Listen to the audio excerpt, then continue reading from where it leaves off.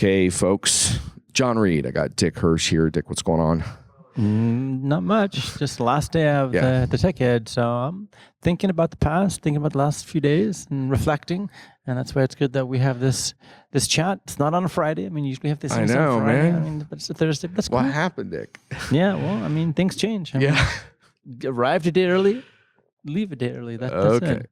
Yeah, this is our traditional SAP TechEd in review, and we're not in a quiet room, folks, so hopefully it ends up being good enough. We got some noise behind us, but we do have a little table in the corner, so let's see what we make sense of the week here. Dick, you always come into the week with some burning questions. What were those, and what progress did you make? Well, I mean, even before the event had happened, I had looked at some topics, and most of it, as usual, revolved around the HANA Cloud Platform, HCP.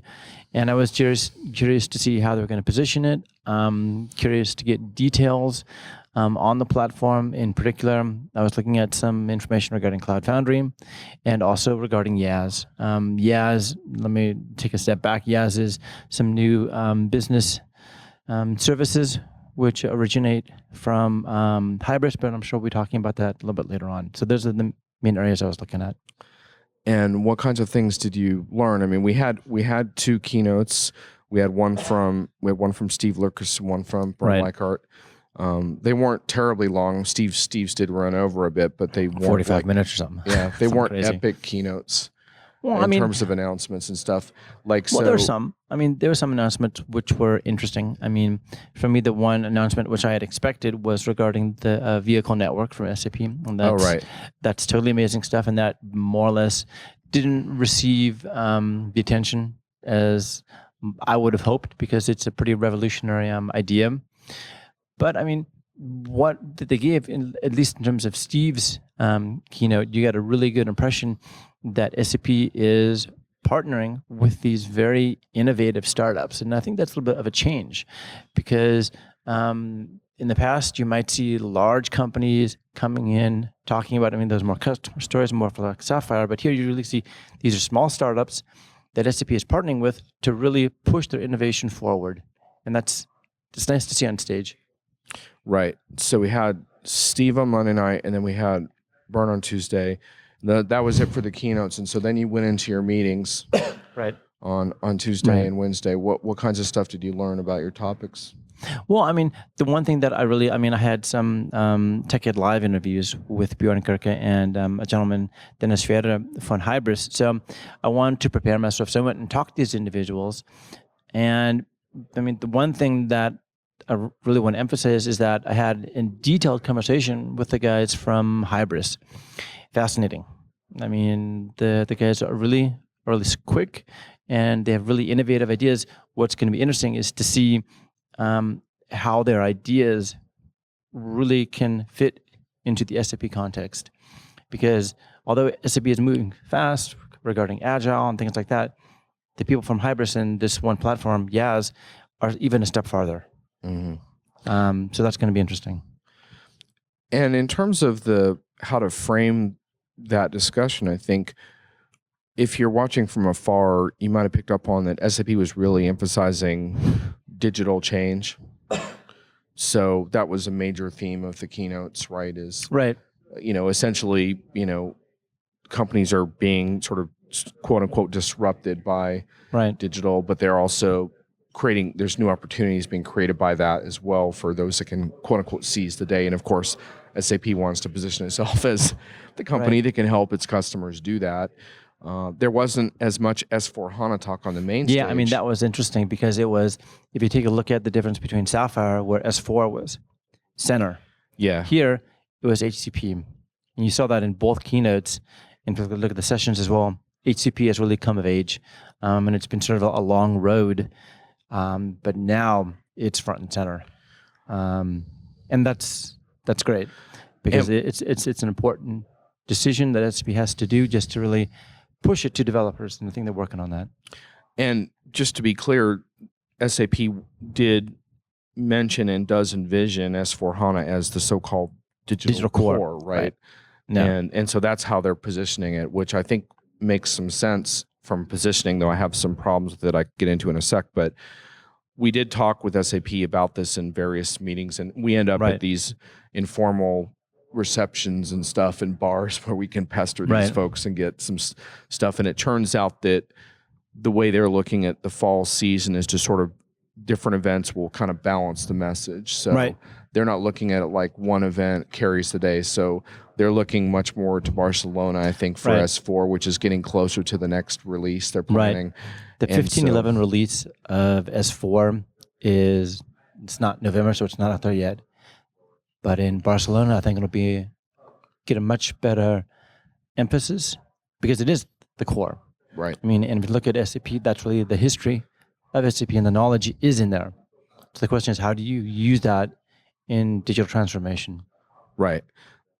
So I think that raises some interesting questions. I was pursuing some questions around S4 HANA as a digital core because, so in the analyst community, there's an interesting debate going on around this, and most analysts I talk to who are into digital stuff and they're generally into like fast deployments, business-driven software decisions. Right. Yeah. They talk a lot about OpEx and stuff, which essentially means you don't have to dig for capital budgets for your projects and, that kind of thing. And a lot of these analysts tend to view ERP as sort of a legacy situation that you don't really spend a lot of time thinking about. Don't change it. Let it. Just let it sit and don't deal with it. Maybe don't even upgrade it for a couple of years if you don't need to. Maybe even get third-party maintenance on that thing and focus on your external customer-facing deployments that are probably cloud, blah, blah, blah. And SAP, of course, takes a very different tack. They don't, of course. If you sit on a very old release of SAP, that's not good for business for a variety of reasons. So SAP's taken the case that that doesn't make sense and that you need a modern ERP core. And they don't even use the word ERP really, but the point is it's now enterprise management or something. Yeah, it's enterprise management is sort of at the middle of it, but they want you to be able to essentially expose that data as services, integrate it with your external apps, and by the way, it's running on a real-time database now, so you can do, operational analytics on it. I have a lot of sympathy with SAP's view on that. I actually think it's a smarter way of doing it than the analysts think, and I've talked with enough customers now that do real time on ERP to be convinced that it's a much better way to go. But having said that, I do think it's wildly unrealistic for SAP to think that the customers, for example, on Enhance a Pack 4, if they want to do a digital initiative, are going to go through a series of upgrades and enhancement pack patches, move to Business Suite on HANA. And it's still a painful process. They're releasing tools now, and that's one thing that I think you'll see in Barcelona. Is that the tool set is getting a lot better to help customers on this journey. But if you take a look at HCP, they're positioning it for both. I mean, because they don't want to lose the opportunity that customers that have these older releases, they can also be innovative. But the question is, how do you position S4 to provide different use cases? Right, exactly. And so SAP does want to help companies do things now, but I think sometimes they get caught up a little bit in, well, you've got to be on this modern S4 to do, and I think that's a little bit of a problem that SAP still has to figure out. And the other thing I was looking into was there's this question. I watched a webinar from a SAP partner, and I'm not going to name them. No names. I'm not going to name them because anonymous. They were wrong. But what they were doing is they were basically saying that S4 HANA was going to be a component-based sort of thing. And so, in other words, once you make the move to Business Suite on HANA, which can be challenging, especially if you have like a lot of customized, that once you move there, from there, you can take a component-based approach to S4 where, okay, if you want simple finance, you can do that. And if you later on, if you want to do some Fiori, you can do that, blah, blah, blah. And very clearly at this TechEd, I've figured out that that's not going to be the case. They are going to continue to offer simple finance for a while. For a while as a separate thing you can start with. But bottom line is there's too many dependencies that they're planning between, which does make some sense. But I think that is interesting because it is going to make customers think a little bit about, well, I'm making kind of a new decision. And that's an interesting and risky strategy, in my opinion, for SAP, because once you're saying, this is an all new thing.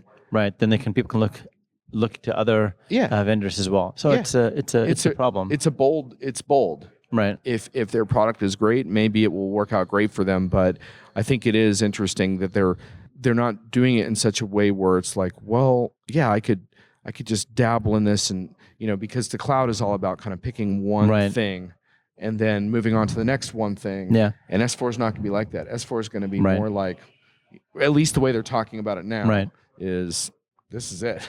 Right. But I mean, if you're a customer and you come to this decision, I mean, you have to think of the whole path. Yeah. Which means that you got to think of migration. It doesn't matter whether you go to S4 or some other platform. You're probably gonna have to migrate. You're still gonna have to migrate, right? So some things remain the same. It's just like you said. Can SAP position S4 as being more innovative as the other competitors?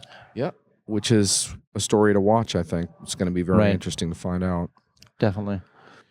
So on the HANA Cloud Platform side, were you able to tie these pieces together, like the Hybris stuff you're looking at and the HCP and the S4? Do they tie together in one story? I mean, it is. I mean, I think what's important is to realize that SAP is understanding that just having a platform by itself, even when the technology is really good, isn't enough. They have to look a little bit higher in terms of the stack. And stack, I don't mean a technology stack. I mean in terms of the domain knowledge that SAP has. And the question is, how do you provide developers this information in a manner that they can use? And that's why I think the Hybris and their YaaS platform is so interesting, because they have business services. Business services they have right now, commerce, business services. And that is a new approach for SAP in that they look more, it's not just identity service or a persistent service. This is a commerce service or a loyalty service. And that's the difference. Right. And will those be offered through HCP as far as you know? They're going to be together. I mean, if you look at all the strategy diagrams, they're always part of the HCP story.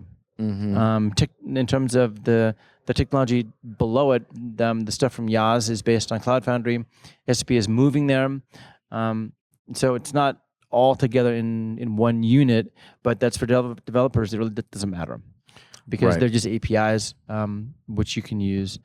But that's a good story. And what's interesting as well is that if you look at SAP, one of the new buzzwords is microservice. And you saw that during Bernd's keynote. Right, yeah, he mentioned as well, yeah. And that's sort of a new approach to develop software.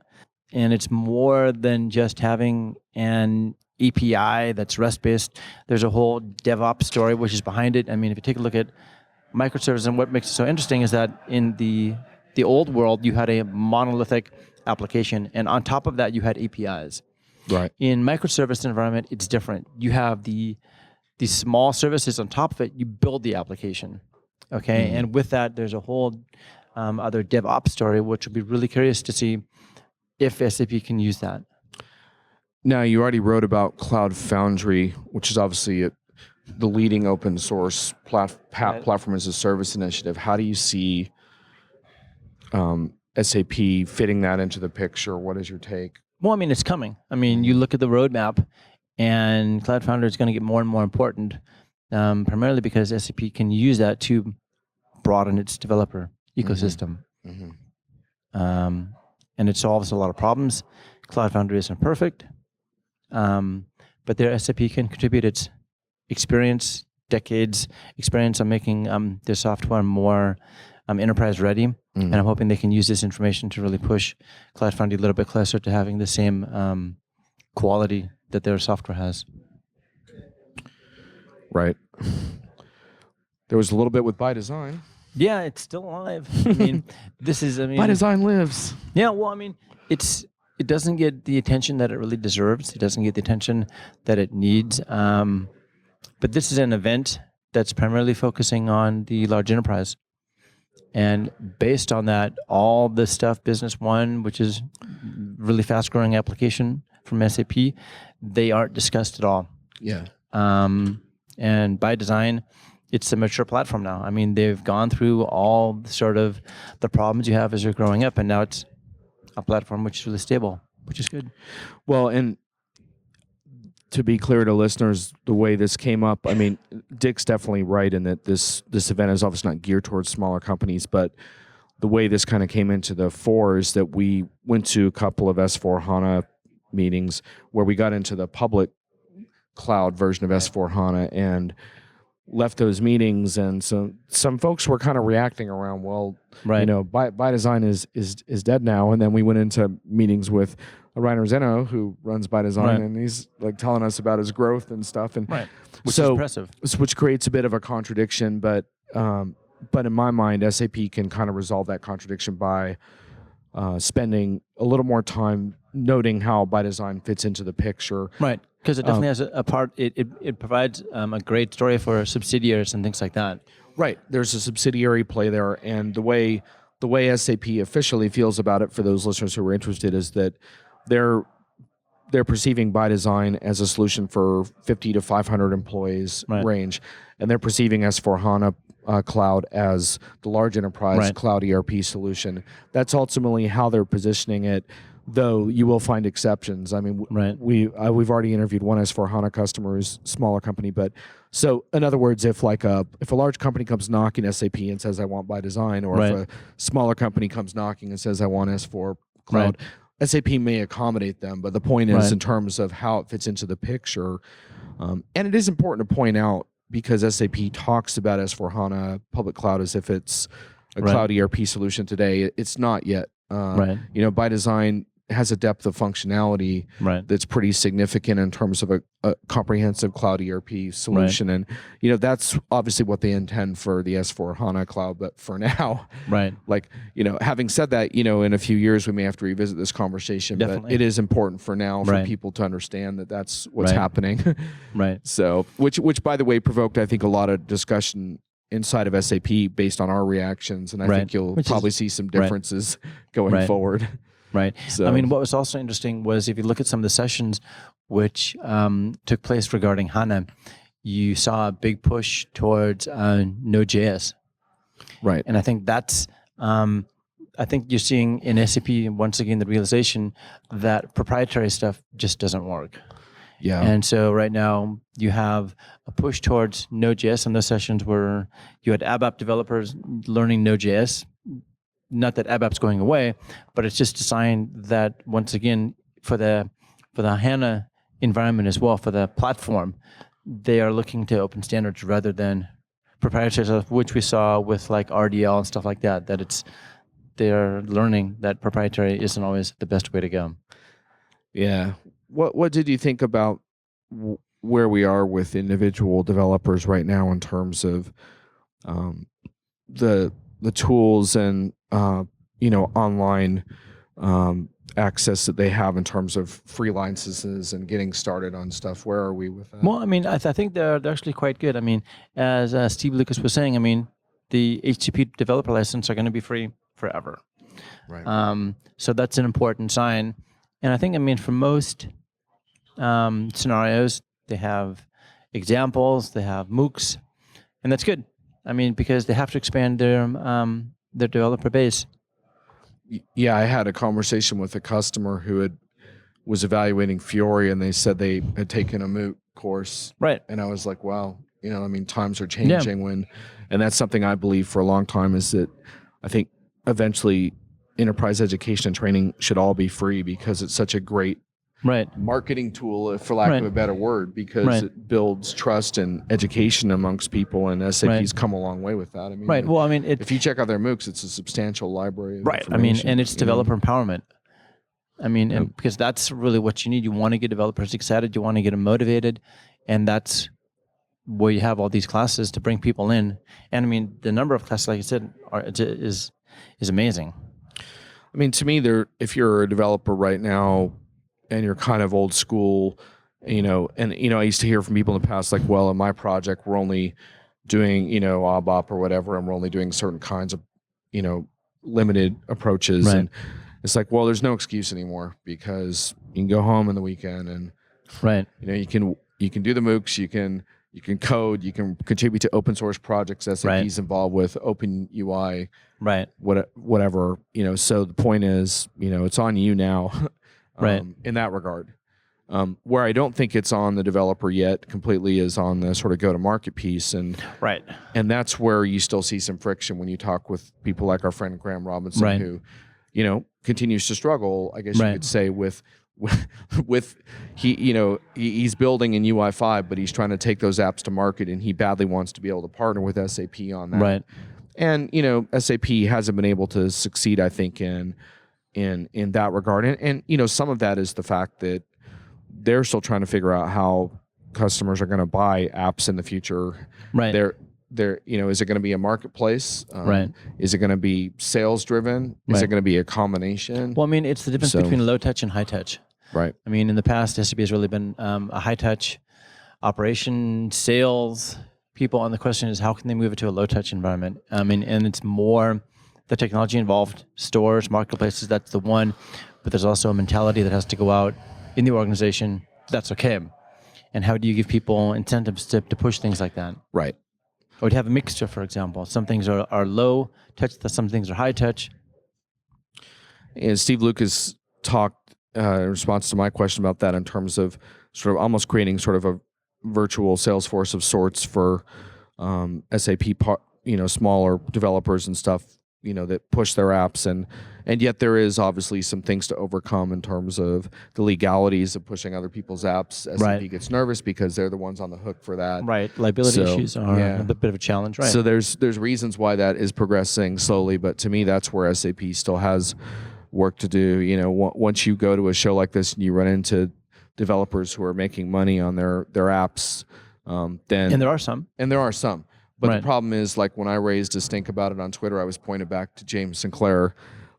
And James works on the SuccessFactors side with HCP, and he's done some very cool stuff with Enterprise Jungle. The problem is I've already done podcasts and videos with James. James is like, I love James if you're listening, but he's oversaturated in the sense of like, my thing was like, we need like 50 more of these guys, and so I think that's a good challenge for SAP in terms of figuring that out. And the thing that I think is encouraging is that there was a time where I think SAP felt like, well, and legitimately so, like, well, salespeople, if they could sell like HCP or they could sell like S4, why would they bother selling someone's like, super affordable app? Right. But now it's starting to make sense, like how it all fits together. So you could bring in someone like James, or you could bring in an app that's customized to an industry and really change customer perception of cloud. Well, I mean, it's the best of both worlds, because you have the standardized environment, which is the hallmark of a SaaS application, and then you have the extensions. And a customer, if they want to have something customized, you say, I mean, you have your SaaS core, but we have this other platform. Go for it. Which is really, if SAP can succeed in that changes how certain people look at cloud. There's still a notion a lot of times that it's about moving to standard, right? And this would really be a way of saying, well, it is a change because you can't just go out and customize whatever you want. But on the plus side, there's this whole platform you can use to build apps and in a way that's really efficient too, because you have all these built-in services that are like you're saying. Right. So it's interesting. And that's useful as well. I mean, not only for partners, but for customers as well. Yep. Because you're a customer, you have a very specific use case.